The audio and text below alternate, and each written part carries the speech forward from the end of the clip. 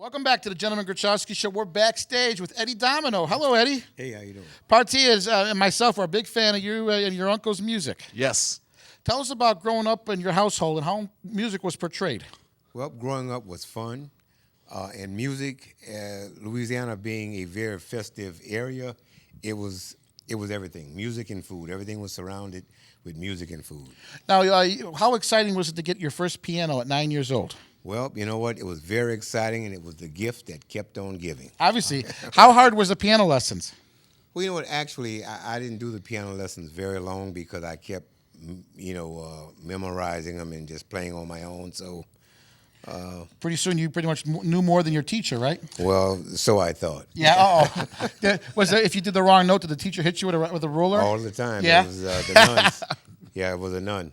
And, Yeah, they love that. Oh, yes. They love that ruler. They love slapping you real hard on there. Before you were able to drive, you joined the teenage band in New Orleans. Could you tell us about that? It was the Jerry Jones band? Well, it was actually, they weren't teenagers. I was a teenager. Oh, okay. And they were fully grown men. And my first performance with them was in the Mardi Gras parade, and I was 12 years old, and I sang Mr. Pitiful. And it kept on from that. Now, people out there who may not know, tell us what Mardi Gras is and why do they celebrate it real big in New Orleans? Well, it is a mixture of cultures of the Indians and the Creole, people of Creole descent. It's a very, very festive event, and it's all the cultures coming together. And actually, it started in Alabama, not New Orleans. Oh, in Alabama? Yeah. So how did New Orleans get credit for it? I'm not sure how it ended up down because we make everything good. Oh, yeah? Okay. We do everything better. Now we're talking. That's why. Party, would you agree? New Orleans has a flair that's just unlike anything anywhere else in the country, right? Yes, because the past few years, I talked to a lot of people. They tell me that, hey, I'm leaving town, right? And I ask them, where you heading to? They say, oh, we're heading to New Orleans for Mardi Gras. And I'm like, is this catchy all over Chi-Town? Now, for people who haven't been to New Orleans, can you explain what it's like down there?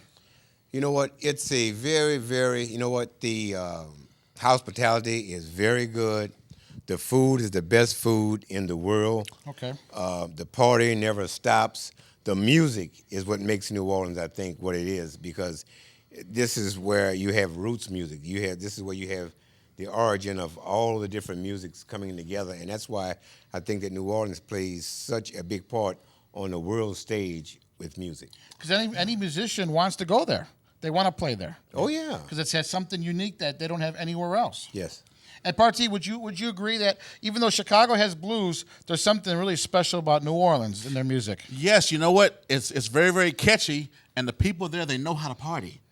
You know, when do they find time to sleep? That's what I want to know. If they're always up, when are they sleeping? You know what?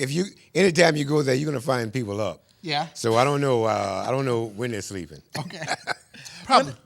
Probably around 4 a.m. Yeah, well, okay. So it's kind of like Chicago on a Saturday night. Now you're talking. There you Right. go. Hey, when did you feel music was in your future, and when did you want to perform full time? Well, actually, I always had a love for music. And when we got that piano at 9 years old, I mean, it was a way to express myself, and I found out, and other people thought that I was halfway good at it, and I just kept going. So, and you can express things, your feelings and situations, or whatever, with music. So I found it to be an advantage. Now, would your uncle have any influence on you with music? Yeah, because you know what, the music that I learned, the first music that I learned how to play was his music. Okay. And actually, it wasn't because he was my uncle. It was because, I don't know, maybe I just felt the connection with the vibe. But, yeah, Blueberry Hill and those songs, that was the first songs I learned. Yeah, you had a thrill, huh? Oh, yeah. Yeah. Oh, yes. You spent some time in the military, right? Yeah, I understand? did, yes. What did you learn about traveling Europe? Well, one thing that I found out when I was in the military, and sometimes we'd have to catch cabs or whatever, and I caught a cab, and I was in Korea. And good luck, right? Yeah. But anyway, he couldn't speak English, but he seen the name Domino on my shirt. Okay. And he started singing Blueberry Oh, for Hill. real? Yeah. What? Yeah. And he had no idea. He had no idea. That makes you feel good for the family name. Yep. It means something overseas Well, in another language. And it let me know that we had a connection, even though we were like miles apart. Yeah. Again, explain to us a little bit more about New Orleans style of music. I know, does it have to have the horns? Or what specifically does New Orleans style music have? Is it the saxophone? Is it a horn? What? Well, actually, one of the things that started it off was like with one of the bases of it. It started off like with the congos and stuff like that. So it's drums, right? Okay. But the horns were added, and if you notice, I don't know if you ever been there. Almost anywhere you go, you can find a brass band. Okay. And whereas in other cities you have a bass guitar player, you have the tuba as your bass. So the brass bands in New Orleans are like hand in hand. Okay, so they don't really use the guitar as much. Everything's more. Well, for the brass bands, I mean, Yeah. they use the same instrument that everybody else Right. uses, but there's so many brass bands in New Orleans that you don't find that anywhere else. Okay. So on the streets, there's people, just playing horns and things of that nature. So it's very unique, and I would have to say it that way. Yeah. Well, with New Orleans being so unique as it is, what made you want to leave New Orleans and come up north to Chicago? Well, you know what? Anywhere, probably anybody who was growing up as a teenager, they wanted to leave where they were at. Okay. So. Yeah. Always looking over the rainbow. Right, There's always exactly, got to be yeah, something better yeah, somewhere else yeah, like that. yeah. And when you're traveling, what have you learned about the world? Anything specific? Any life lessons you learned? Maybe traveling around the world. Anything specific? You're like, wow, I'm glad I made that trip. Well, you know what? Basically, I think I've learned that people are basically the same everywhere. Okay. But there's different facets, but everybody's the same. Okay. I've learned that. And tell us something about your original music. My original music is more or less love ballads, or either songs with messages. Okay.